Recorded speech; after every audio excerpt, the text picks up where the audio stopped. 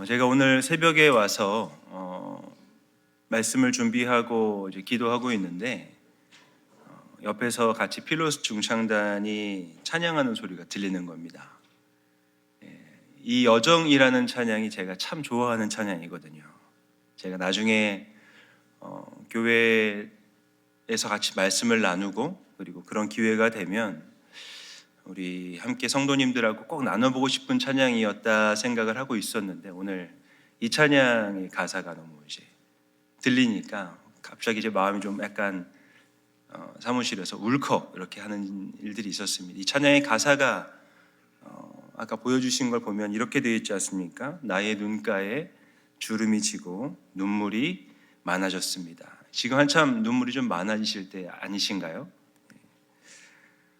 잠시 눈 감고 뜬 것 같은데 이제 어느새 여기 있다라는 이런 가사의 내용이다 보니까 이 찬양이 하나님 은혜를 돌아보기엔 참 좋은 귀한 통로가 된다라고 생각이 들었습니다. 오늘 필로스 중창단이 한번 해주셨는데 우리 1절만 한번 다시 해보면 어떨까 싶은 생각이 들어서 제가 그냥 갑자기 부탁을 드렸습니다. 가사는 준비가 되어 있으니까 함께 해줘. 아까 들었던 찬양 생각해 보시면서 1절만 한번 같이 다시 한번 해보겠습니다.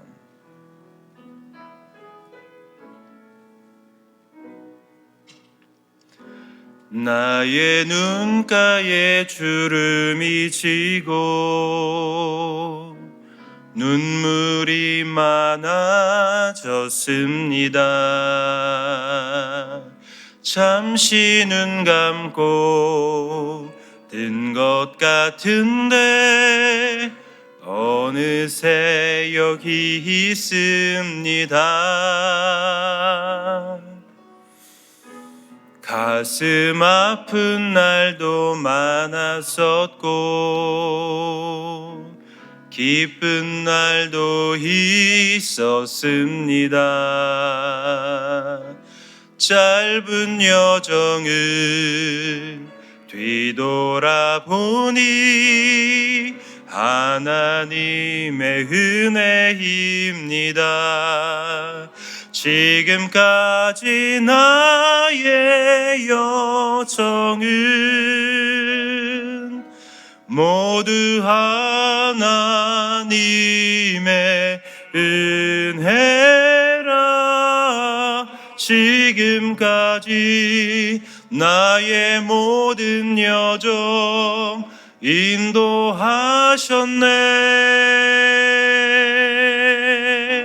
나의 남은 모든 여정을 모두 하나님께 맡기리라. 나의 모든 삶 마치는 날까지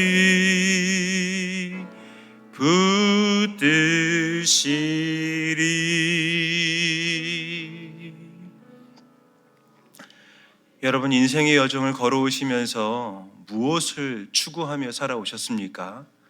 사람은 누구나 행복하기 위해서 행복하게 살고 싶다라는 마음으로 나름 다 열심히 살아왔을 것입니다. 그런데요, 그 인생의 길을 걷다 보면 수많은 물음표를 만납니다. 내가 이렇게 추구해왔던 행복, 과연 이 일을 열심히 하면 내가 행복할 거라 생각했는데 과연 이게 인생에서 다인가? 라는 질문, 혹은 인생이 과연 진짜 무엇일까? 내가 정말 추구하려고 했던 것은 무엇일까? 이런 수많은 물음표를 만나면, 그리고 이런 질문들을 누군가에게 받으면 갑자기 현실적인 감각이 타격이 오기 때문에 그 자리에서 우뚝 서 있을 수밖에 없는 것처럼 느껴집니다. 내가 과연 어떻게 인생 여정을 걸어왔는지, 그리고 앞으로 무엇을 향해 걸어갈지에 대해서 우리는 계속 생각하고 있기 때문이겠죠. 이런 삶의 물음표가 우리에게 찾아올 때 우리는 의문을 가지게 되고 의구심을 느끼면서 그 자리에 주저앉거나 아니면 서게 되는 것을 봅니다. 그런데요, 이런 물음표가 꼭 부정적인 것만은 아니라고 생각합니다. 인생에 물음표가 찾아오면 그 물음표를 가지고 우리가 하나님 앞에 나오게 하는, 물음표는 하나님 앞으로 우리를 인도하는 통로가 되기 때문입니다. 그리고 그 물음표라는 열쇠를 가지고 하나님 앞에 찾아가면 그 물음표를 가지고 하나님을 만나고 대화하는, 하나님과의 만남, 관계, 이런 대화가 열려지는 것을 저희가 이미 경험해 본 적이 많으실 겁니다. 그래서 삶의 고난이나 아니면 어려움, 의문이나 의구심을 가졌던 사람, 그런 사람들이 하나님 앞에 나아갔을 때 그 사람들은 이런 고백을 하기도 하죠. 시편 119편 71절 말씀인데요, 함께 우리 읽어보도록 하겠습니다. 시편 119편 71절 말씀입니다. 함께 우리 읽겠습니다. 함께 읽습니다. 고난당한 것이 내게 유익이라. 이로 말미암아 내가 주의 율례들을 배우게 되었나이다. 아멘. 누구도 인생의 고난을 원하는 사람은 없는데요, 이 고난과 물음표와 의구심을 가지고 하나님 앞에 나아가서 하나님하고 씨름을 해보았더니 하나님이 이런 분이셨구나, 하나님이 우리 인생을 통해서 이러이러한 것들을 알게 하시는구나 라는 걸 시편 기자는 깨달은 것이죠. 그래서 고백하는 겁니다. 고난당한 것이 누구도 원하는 것 아니지만 이것이 내게 유익이 되었구나. 이로 인해서 내가 하나님을 알게 되었고 하나님이 말씀하신 것이 무엇인지 깨닫게 되었다라고 말하고 있습니다. 2025년 우리가 살아야 될 삶의 여정은 만만치 않으실 겁니다. 미래가 불확실하고 그리고 정세가 혼란스럽고 꼭 세상을 보면 당장이라도 나라가 망할 것처럼 느껴지는데 이런 일상을 산다는 것은 어렵겠죠. 하지만 이 일생을 살면서 우리에게 찾아오는 물음표를 가지고 하나님 앞으로 나아가십시오. 그리고 하나님 앞에 앉아서 머물러 보십시오. 그리고 하나님과 대화를 시작해 보시기 바랍니다. 그러면 그 수많은 물음표가 우리에게 하나님이 주시는 음성으로 바뀌어지면서 물음표가 느낌표가 되는 역사가 우리 모두에게 있을 줄 믿으시기 바랍니다. 삶의 문제를 가지고 주저하면서 어찌할 줄 몰랐던 한 사람, 아브라함이 있습니다. 이 사람은 지금 삶의 경계에서 머물러 있고 앞으로 가야 할지 다시 뒤로 돌아가야 될지 몰라 하고 있는 사람이기도 합니다. 전승에 따르면 이 사람이 원래 살고 있던 곳은 우르라고 하는 곳입니다. 이 고대 사회인데도 불구하고 당시 인구가 30만 명을 육박할 정도로 거대한 도시였다라고 합니다. 그곳에서 살고 있던 사람이 지금 하란이라는 곳에 머물러 있습니다. 왜 우르에 살던 사람이 하란으로 이주한 것일까요? 그가 우르에 살 때에 그의 집안은 신을 섬기던 사람들, 그리고 신을 숭배하던 사람들을 위해서 신상을 만들어 팔던 일을 하였습니다. 아버지였던 데라가 그 신상 만드는 일을 하고 있으니 어려서부터 아브람은 신상을 보면서 자랐겠지요. 신적인 마음을, 신적인 경배를, 존중을 마음에 품고 살아왔을 것입니다. 그런데 그러던 그에게 어느 날 하나님이 찾아오십니다. 왜냐하면요, 그가 의문을 가지고 있었기 때문입니다. 그가 삶의 의구심을 가지고 있었습니다. 아까 말씀드린 것처럼 우르가 약 30만 명을 육박하는 많은 인구가 살고 있었던 곳이었는데 그 지역에 분쟁이 생기기 시작합니다. 다른 나라로부터 침략을 당하게 되고 삶의 자리가 안정적이었던 곳이 이제 흔들리기 시작하면서 아브람과 당시 있던 많은 사람들이 삶의 위기를 느끼기 시작한 것이죠. 안정적인 삶의 현장이 흔들리기 시작할 때 그들이 삶의 고난과 또 의문을 가지게 되었을 때에 하나님이 아브라함에게 찾아오십니다. 그래서 한 말씀을 하시죠. 하나님께서 아브라함에게 그곳을 좀 떠나라 라고 말씀하시자 아브라함은 자기 혼자 결정할 수 없었습니다. 왜냐하면 아버지가 있었으니까요. 아버지 데라에게 이 말을 하고 아버지 데라는 고민했을 것입니다. 그 결과가, 그 내용이 오늘 본문보다 바로 앞에 있는 창세기 11장 31절과 32절에 나와 있습니다. 창세기 11장 31절 32절 말씀 우리 함께 읽도록 하겠습니다. 함께 읽습니다.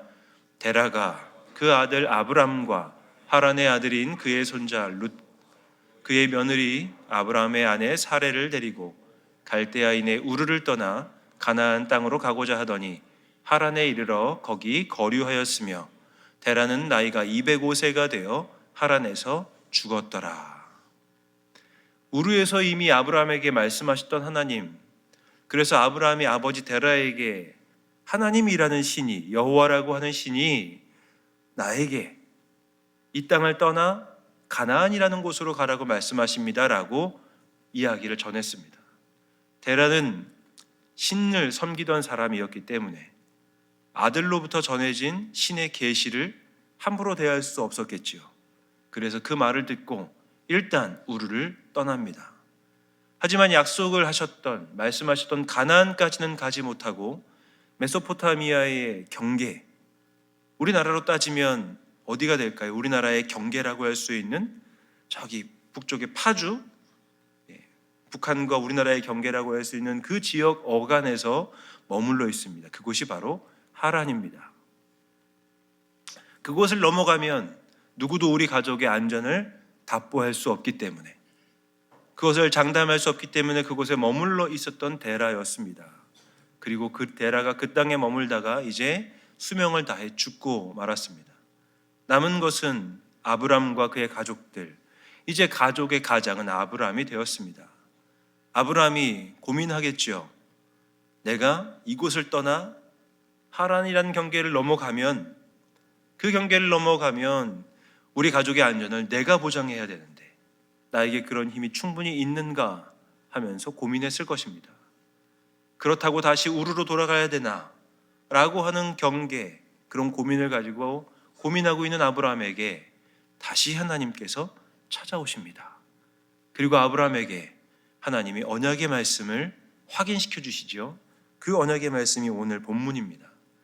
오늘 본문 말씀, 삶의 언저리에서 고민하고 의구심과 의문을 가지고 있던 아브라함에게 하나님이 찾아오셔서 하시는 약속의 말씀을 이 시간 우리 함께 다시 마음으로 함께 입술을 열어서 읽도록 하겠습니다. 함께 읽습니다.